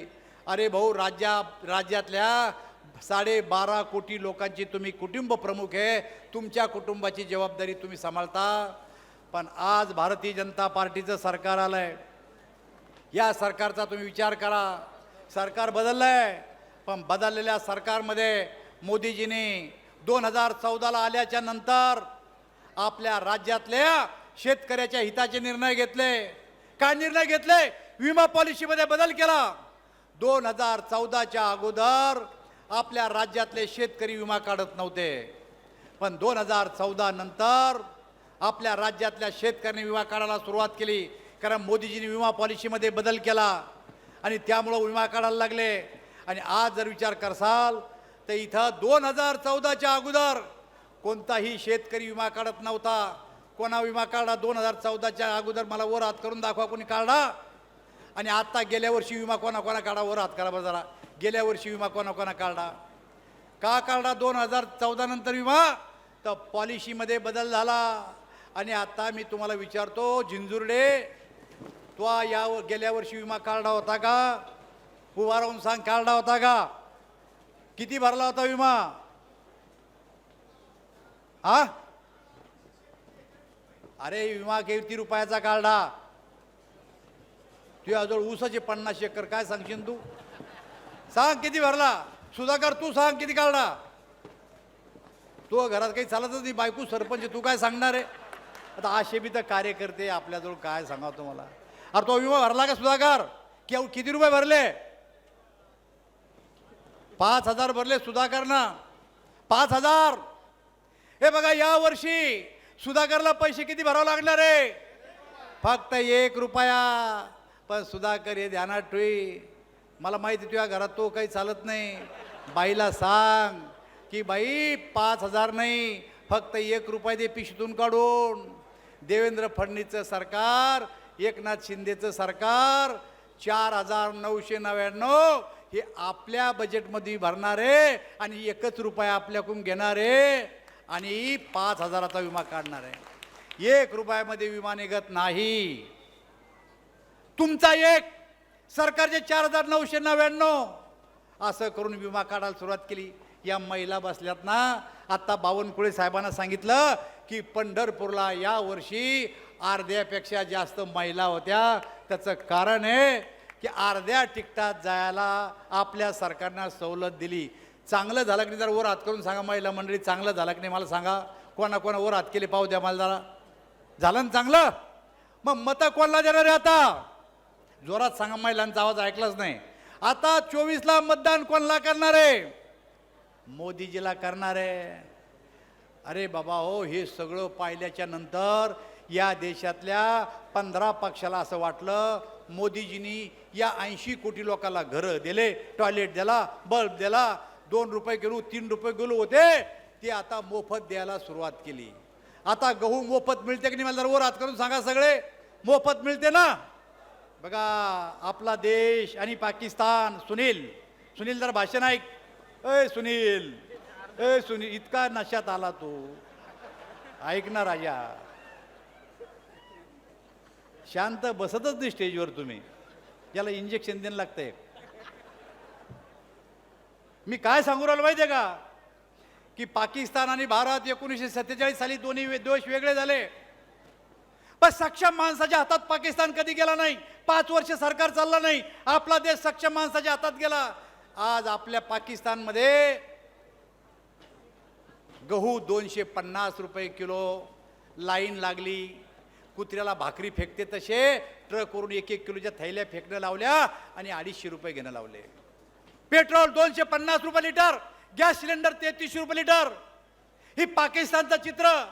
आणि आपल्या देशात गहू काय भाव मिळतो तुम्हाला? रोज 5 किलो. केवढ्यात मिळतो? मोफत मिळतो. केवढ्यात मिळतो सांगा एकदा, जरा सगळं सांग. केवढ्यात मिळतो? कोण देतंय गहू तुम्हाला? जोरात सांगा, कोण देतंय? मोदीजी या देशात मोफत गहू देतात आणि पाकिस्तानला 250 रुपये किलो गव्हाचं पीठ विकल्या जातं. मग देशातले मोदीजी हे जगाच्या पाठीवरचे सगळे देश चांगले आहेत. पहा, कोविडचा काळ आला, माणसं बोरासारखे मरायला लागलेत आणि जगाच्या पाठीवर कोविड आल्याच्या नंतर असं वाटायला लागलं सगळ्यांना की कोविड आहे आता जगणार का नाही? माझा एक मित्र आहे पुण्याला, तो आजारी पडला, मला फोन केला, दादा मला ताप आला 4 दिवसापासून, म्हणलं हॉस्पिटलला जाय, म्हणजे हॉस्पिटलमध्ये डॉक्टर घेत नाही. मी रुबीला फोन केला, तो हॉस्पिटलमध्ये गेला, डॉक्टरने सांगितलं याला कोविड झाला. म्हणलं ॲडमिट करा, ॲडमिट केला. त्याच्या बायकोला मी घरी फोन केला, म्हणलं बाई तुम्ही सोबत राहत होते, तुमचे पोरं सोबत होते, त्याला कोविड झाला, तू बी तपासून घे. बाई तपासायला गेली पोराला घेऊन, डॉक्टरनं सांगितलं तुम्हाला काही होईल नाही. खाली आली बाई, मला फोन लावला, दादा आम्ही जाऊन आलो, आम्हाला कोविड झाला नाही. म्हणलं चांगली गोष्ट आहे, पण तो नवरा वरच्या मांडल्यावर भेटून ये. भाऊ म्हणे मी नाही जात त्याला भेटायला, त्याला झाला आणि मला झालं का मी मरू म्हणे. म्हणजे बायको नवऱ्याला भेटायला जात नव्हती, नवरा पोराला भेटायला जात नव्हता, काही होत नव्हतं, अशी वाईट परिस्थिती होती पहा. पण अशा वाईट परिस्थितीमध्ये लोकाला चिंता होती की आता आमचं काय होईल. औषधी नाही म्हणतात. या जगाच्या पाठीवर सगळ्यात पहिले औषधी किंवा डोस जर कोणा काढला असेल तर भारत देशानं काढला, भारत देशानं. आणि 80 देशाला औषधी पुरवली आपल्या देशानं. औषधी आल्याच्या नंतर गरिबाला असं वाटलं की खिशात तर पैसे नाही आहे, एवढी मोठी बिमारी, इंजेक्शन केवढ्याला भेटन केवढ्याला नाही. पण या देशाच्या प्रधानमंत्र्यांनी एका दिवसात घोषणा करून टाकली आणि सांगितलं या देशातल्या 130 कोटी लोकांना केंद्र सरकारच्या वतीनं मोफत डोस दिल्या जातील. 3 डोस या देशाच्या प्रधानमंत्र्यांनी दिले. आणि त्याच्यामुळं आपणच नाही तर जगाच्या पाठीवर लोक मोदीजीचं नाव घेऊन राहिले पहा. 80 कोटी लोकांना सवलती दिल्या. आणि त्यामुळे या देशातल्या 15 पक्षाला असं वाटलं अरे हे मोदीजी 80 कोटी लोकांना अशा सवलती देऊ राहिले आणि निवडणूक जर झाली तर 2024ला हे सारी 80 कोटी लोक मोदीजीला मत दिल्याशिवाय राहत नाही.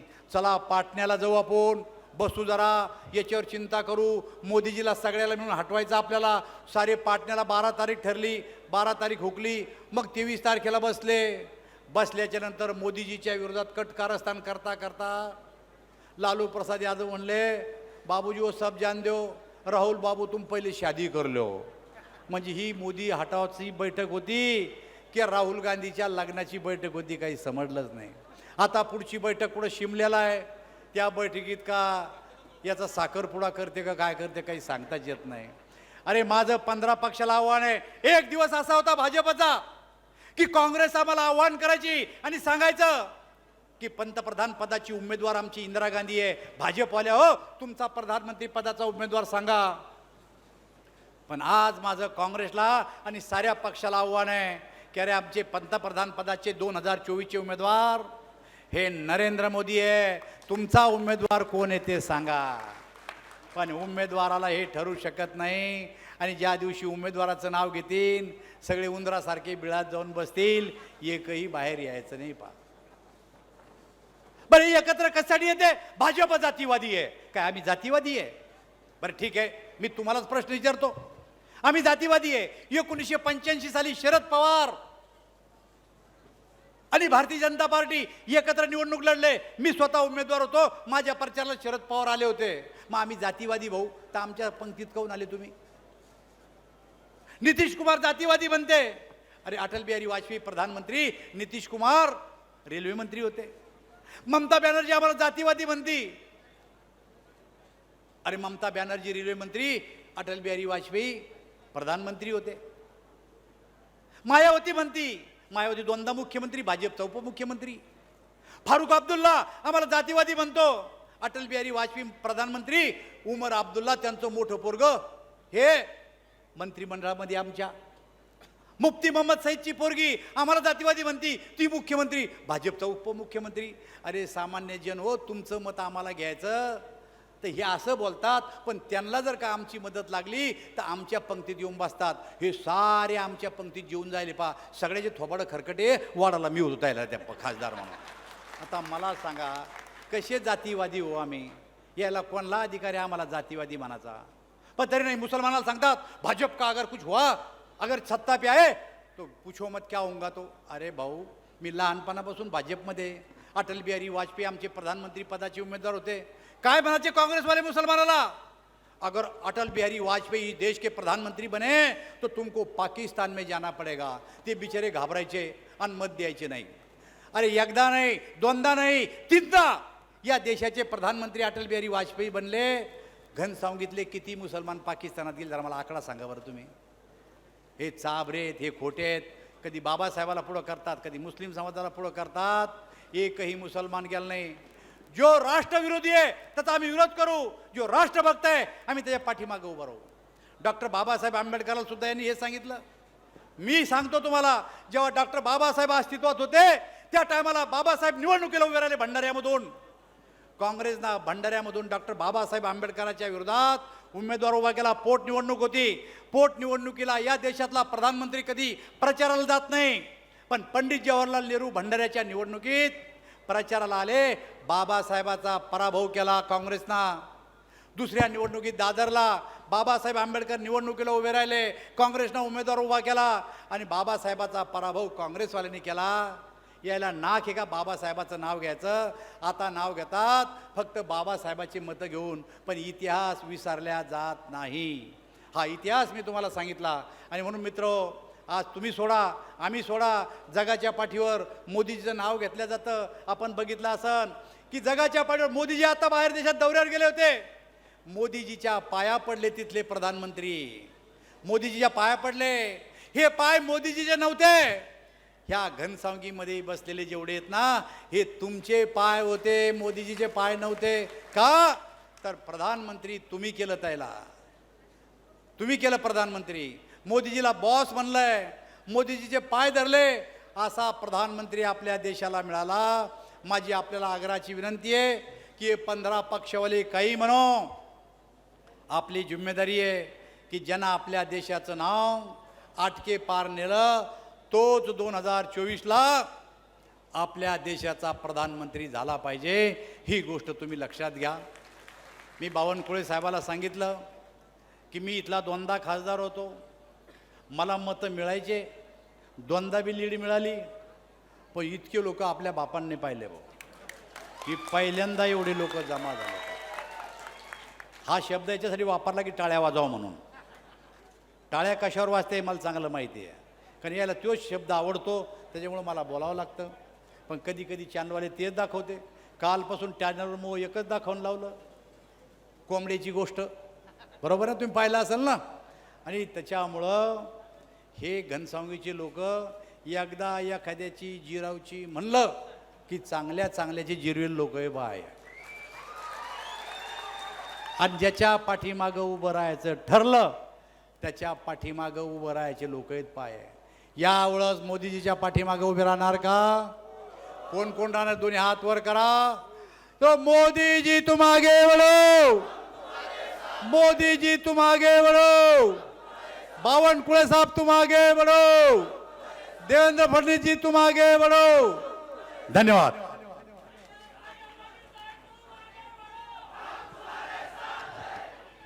धन्यवाद दादा.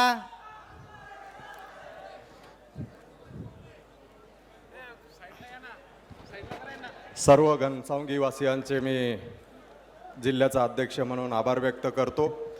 बांधवांनो, आपल्या सर्वांची भावना मी समजू शकतो. आपल्या सर्वांचे नेते आदरणीय विलास बापू खरात हे आमच्या सर्वांचे आदर्श आहे.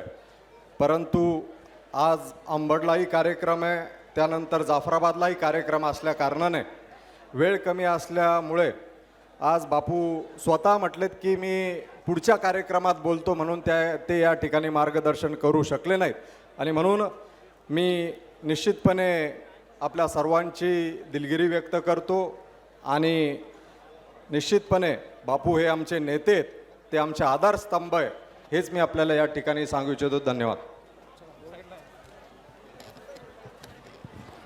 यानंतर कोठी गावातील कार्यकर्ते यांचा जाहीर प्रवेश या ठिकाणी होणार आहे. त्यांनी वर येणे.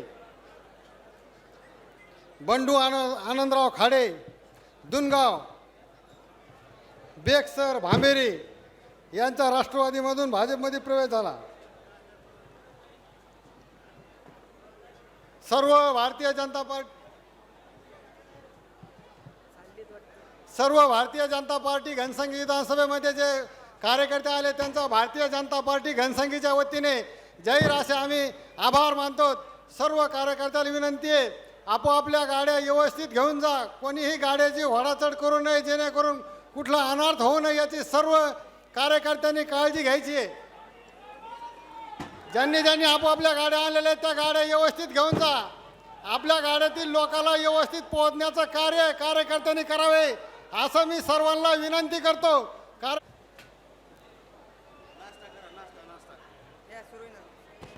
नाश्त्याची व्यवस्था केलेली आहे. सर्वांना विनंती आहे की त्या दिवशी साहेबांनी तालुक्यातील सर्व अशा भगिनींना आपली बहीण मानलेला आहे आणि भाऊ या नात्याने, मामा या नात्याने बासीच्या लग्नाच्या साठी 21,000 रुपये कन्यादान राहिलेलं एका माझ्या मैत्रिणींना मान्य केलं आणि आज ते 21,000 रुपये रोख माझ्या मैत्रिणींना घाडगे मॅडम यांच्या हस्ते देत आहेत. वैशालीताई घाडगे मॅडम यांच्या हस्ते देत आहे. खरंच आज त्यांना त्या 2 ओळी अशा लागू पडतात की बोले तैसा चाले त्याची वंदावी पावले. साहेब खरंच बोलता तसं वागता. येणाऱ्या 2024ला आमदार म्हणून आजच आमच्या आशा